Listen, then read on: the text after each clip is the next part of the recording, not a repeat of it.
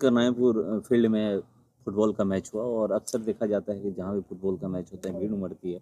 भीड़ उमड़ी हुई थी। मगर मैं बैठा हुआ था तो यहीं के लोग या फिर पहले भी अभी कुछ दिन पहले नवनिर्वाचित विधायक पहुँचे हुए थे क्रिकेट का मैच जब हो रहा था फाइनल मैच तो बोले कि हम इस ग्राउंड को बनवाएँगे।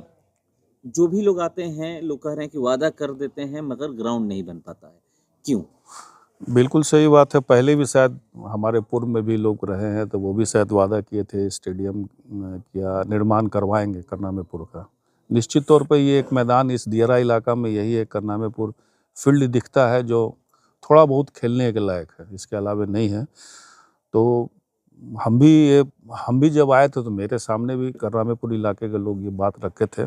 लेकिन जो सरकार की नीति थी स्टेडियम बनाने की वो था कि ब्लॉक में एक ही जगह बन सकता है और वो भी हाई स्कूल का अगर मैदान हो उसी में बन सकता है।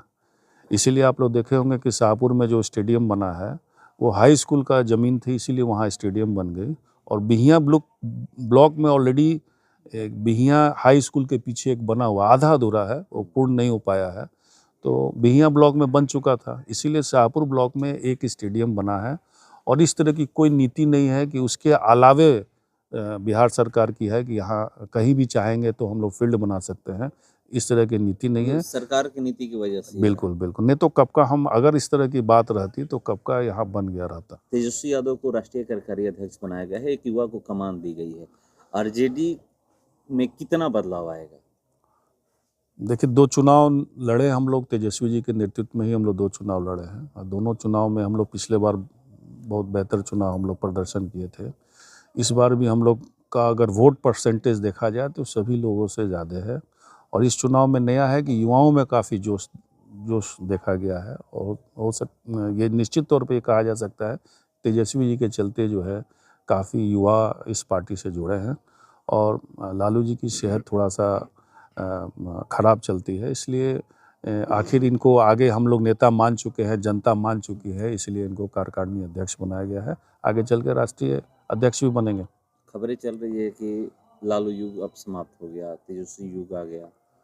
नहीं, युग समाप्त किया क्योंकि लालू जी के ही जो आइडियोलॉजी होता है उसी आइडियोलॉजी को लेकर राष्ट्रीय जनता दल आगे बढ़ी है। तो वो जो जनता के बीच में जितना गरीब का सेवा या पिछड़ों या सभी समाज की सेवा किए हैं और उसी आइडियोलॉजी को लेकर तेजस्वी जी आगे बढ़ेंगे, तो उनके लालू जी के युग को लेकर ही हम लोग आगे बढ़ेंगे। डिप्टी सीएम हैं सम्राट चौधरी, गृह मंत्रालय उन्हीं के पास है। पुलिस को लेकर के कह रहे हैं कि अगर आप गोली नहीं चला सकते हैं तो रिजाइन दे दीजिए। अब किस संदर्भ पे का हम नहीं जानते हैं, लेकिन लोकतंत्र में इस तरह की भाषा जो है हम नहीं कहते हैं कि उचित है। पुलिस को छूट दे देना कि पुलिस कहीं भी गोली चला दे किसी को भी, क्योंकि हम समाज में रहते हैं। अधिकतर जो हम लोग लड़ाई झगड़ा देखते हैं वो कुछ न कुछ जो कमियां सरकार की रहती है उसके चलते भी झगड़ा हो जाती है। बहुत सारा एफआईआर गलत होते हैं और पुलिस उसकी जांच सही ढंग से नहीं करती, वेरिफिकेशन सही ढंग से नहीं करती है। जो लोग का नाम डाला जाता है वो जेल जाना पड़ता है। तो बहुत सारी कमियां ये हमारे सिस्टम में है, पहले उसको सुधारना चाहिए। तो क्या ये माना जाए कि मतलब राजद सुप्रीमो लालू प्रसाद यादव के विचारों पर तेजस्वी यादव चलेंगे? बिल्कुल चलेंगे, बिल्कुल चलेंगे। उनके विचारों को ही लेके आगे हम लोग बढ़ेंगे ना। पार्टी, क्योंकि लालू जी की ही पार्टी बनाई हुई है, लोग मिल के बनाए थे, उन्हीं के विचारों को लेके आगे बढ़ेंगे। सरना में डैम बनने को अभी भी मतलब कागज भी हैं, डैम नहीं बन पाया, आप ही के रीजन में पास हुआ था। नहीं, काम उसमें लगा हुआ है, लेकिन अब हर चीज़ बोले कि राजनीति होने लगती है। तो जहाँ बन रही है, जहाँ विभाग ने बनाने का दिया था कि यहीं बनना चाहिए या एनओसी इस पंचायत से भी मिला था, अब लोग चाहते हैं कि उस जगह पर नहीं बन के कहीं और बने। तो एक राजनीति का शिकार जो है वो हो रहा है, जिसके चलते काम में देरी हो रही है। आधा काम लग चुका है लेकिन काम में लोग कंप्लेन किए हैं, लेकिन विभाग को जहाँ जरूरत लगा कि वहीं पे काम होना था। एक तो बड़ा मुश्किल से काम आया उस गांव में, बहुत दिनों से डिमांड था, पुल चाहिए, डैम चाहिए, पानी को रोक सके जिसमें सिंचाई को सुविधा पूरे इलाकों को मिले। अब वो काम हम लोग लेके आए हैं तो काम किसी तरह नहीं हो उसके लिए लोग अड़ंगा लगा रहे हैं किसी तरह ये काम नहीं हो। कौन लोग लगा रहे हैं? अब लगा रहे होंगे कौन लोग, वो बता देंगे वहाँ के लोग जो हो सकता है कि वहाँ के इसलिए देरी हो रही है। वहाँ के लोकल लोग कहीं पैरवी लगाए होंगे, किसी जनप्रतिनिधि से फ़ोन कराए होंगे या नवनिर्वाचित होंगे वो फ़ोन किए होंगे वहाँ पे विभाग में, जिसके चलते काम में देरी हो रही है। और हर चीज़ में राजनीति, विकास के कामों में कम से कम राजनीति नहीं होना चाहिए। गांव के लोगों को भी समझना चाहिए इस बात को। शाहपुर विधानसभा में कौन कौन ऐसा कार्य है जो अभी बाधित दिखाई दे रहा है आपको, आपकी नज़र में? लगभग हम तो काम कर चुके हैं, बोले 600-700 करोड़ का शाहपुर विधानसभा क्षेत्र में काम हो चुका है।